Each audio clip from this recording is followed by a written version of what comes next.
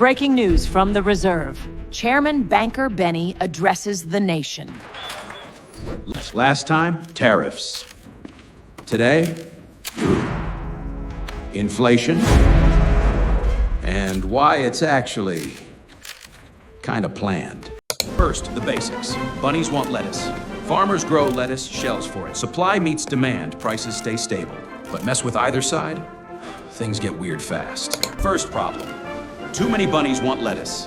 Same supply, more demand. Lettuce gets rare, prices shoot up. And that's how it works. Second problem. The farmers' costs go up. Seeds, land, water. Less lettuce reaches the market, you pay more for the same thing. Third problem. This one's sneaky. Same lettuce, same demand.